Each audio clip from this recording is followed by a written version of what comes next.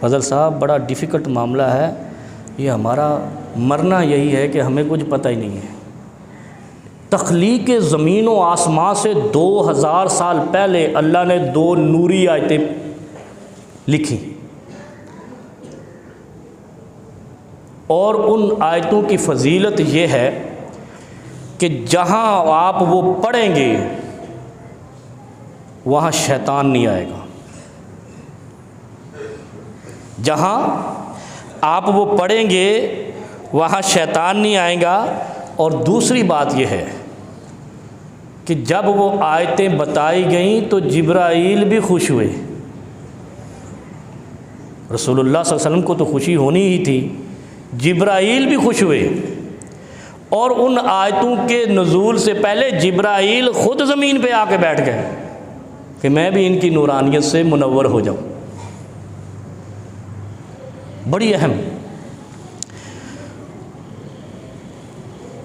لیکن وہ اگر آپ ترجمے کے ساتھ پڑھ لینا، نام بھول گیا علی بھائی، یقین جانیے آپ کے رونگٹے کھڑے ہو جائیں، آپ کا سارا عقیدہ سیدھا ہو جائے۔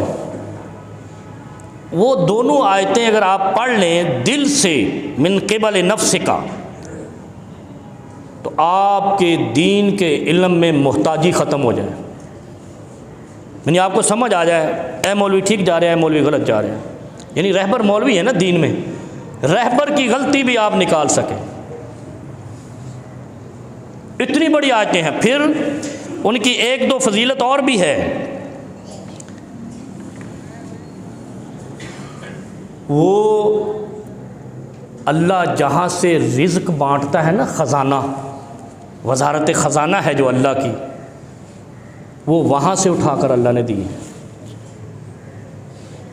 عرش کے نیچے جہاں خزانہ ہے، خزانۃ العرش، سٹور ہوتا ہے نا خزانہ، وہ کیا کہتے ہیں، ویئر ہاؤس، گودام، اللہ کا جو خزانہ ہے اس میں سے اٹھا کے دی ہے۔ اور سب سے بڑی چیز یہ ہے کہ یہ آیتیں معراج میں جو 3 چیزیں دی تھی نا، ایک نماز بھی دی تھی، ان میں ایک یہ 2 آیتیں بھی ہیں 3 چیزوں میں سے، یعنی کتنی بڑی بات ہے۔ جب یہ اللہ کے حبیب صلی اللہ علیہ وسلم کو دی گئی نا، تو جبرائیل علیہ السلام نبی علیہ السلام کے پاس بیٹھے ہوئے تھے، آسمان سے ایک بڑا دھماکہ ہوا،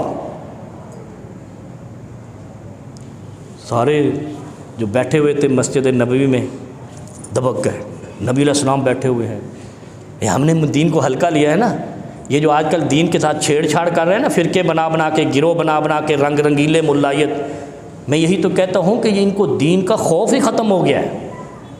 جب اللہ نے کہہ دیا تھا مکمل، تو بھوتنیا پھر تو نویں چیز کیوں کٹ کے لے آیا؟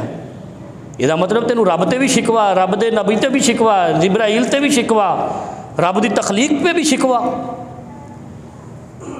اور رب نے ہی تجھے بنایا، تو یہ شکوے والی کہانی تو شیطان کی تھی۔ اعتراض تو شیطان کرنے والا ہوتا ہے۔ اگر تو ورثۃ الانبیاء ہے تو پھر قرآن کے دائرے سے باہر جانا ہی تجھے کافر بنا دیتا ہے۔ سارے بیٹھے ہوئے مسجد نبی میں، دھماکہ ہوا آسمانوں پہ، سب دیکھ رہے ہیں۔ جبرائیل علیہ السلام نبی علیہ السلام سے کہتے ہیں یا رسول اللہ، یا حبیب اللہ، آسمان کے خزانے کا دروازہ کھلا ہے، اور ملا کیا ہے؟ سورۃ فاتحہ اور سورۃ البقرہ کی آخری 2 آیتیں، آمن الرسول سے۔ اور نبی علیہ السلام نے فرمایا جن گھروں کے اندر یہ رات کو پڑھنے کا معمول ہو جائے وہاں رزق کے انبار لگ جاتے ہیں، بھوک نہیں آتی۔ کیوں نہیں آتی؟ اس لیے کہ وہاں شیطان نہیں آتا۔ جہاں یہ آیتیں پڑھی جائیں وہاں شیطان نہیں آتا، جہاں شیطان نہیں آتا وہاں مایوسی نہیں آتی، جہاں مایوسی نہیں آتی یہاں برکتیں آتی ہیں، رحمتیں آتی ہیں، کیونکہ مایوس ہوتا ہی وہ ہے جن ربط شکوہ ہو جائے۔ نہیں، مایوسی کا مطلب یہ ہے شکوہ، دل میں کجی۔ یارو سمجھو دین کو۔ آمن الرسول سے آخری 2 آیتیں اور سورۃ فاتحہ، جو یہ شخص رات کو روزانہ معمول بنا دیتا ہے رزق میں اور اطمینان میں بڑھتا جاتا ہے، اور اللہ کی کرم خاص اس پر نظر کرم ہونا شروع ہو جاتی ہے۔ ہم نہیں کہتے اتنے وہ ورد کرو، اتنے وہ سار دھنو اور جناب ناچو کود۔ اچھا مجھے یہ نہیں سمجھ آئی، آپ پوچھ کے آنا وسیم بھائی، یہ جو کود کود کے مسجدوں میں ذکر کر رہے تھے، لینا کیا ہے انہوں نے؟ اللہ نے تو صاف صاف بتایا ہوا قرآن میں، سیدھا سیدھا کرو اس کو، ذکر کرو، بس بات ختم۔ یہ اضافہ نہیں کرتے دین میں، اور اضافہ رب کو معاذ اللہ نعوذ باللہ یہ سمجھتے ہیں کہ شاید رب نے کم دیتا ہے یا رب بے وقوف ہے، نعوذ باللہ ہم زیادہ کر کے لے آئیں، بڑا بڑا کم کر کے آ گئے۔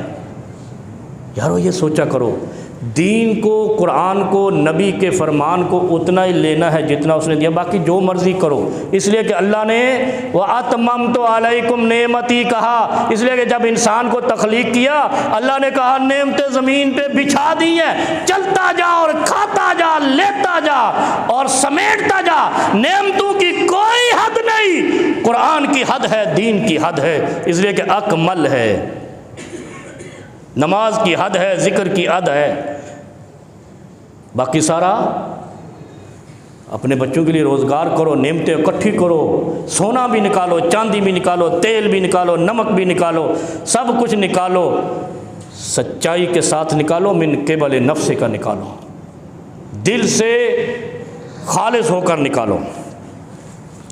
اللہ رب العالمین۔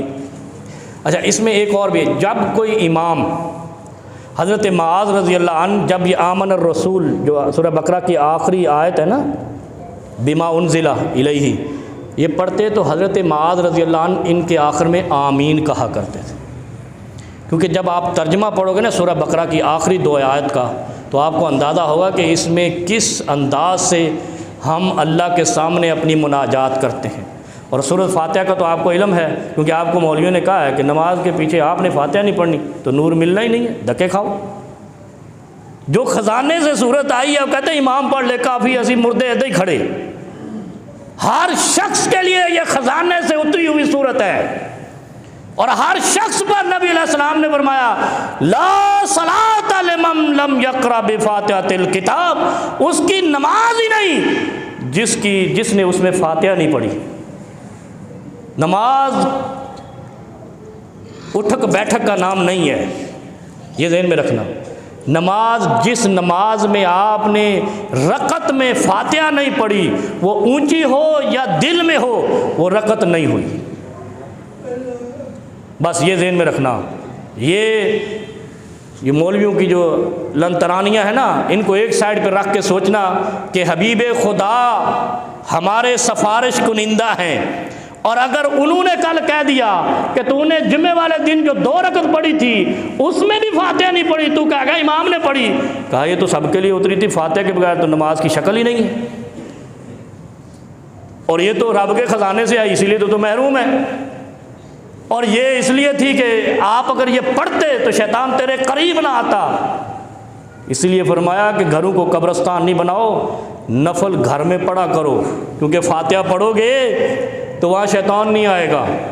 سورہ بقرہ کی آخری آیات پڑھ لو گے، شیطان نہیں آئے گا، شیطان نہیں آیا تو نو نہال ہو جائے گا، اور اگر شیطان آیا تو مایوس اور بدحال ہو جائے گا۔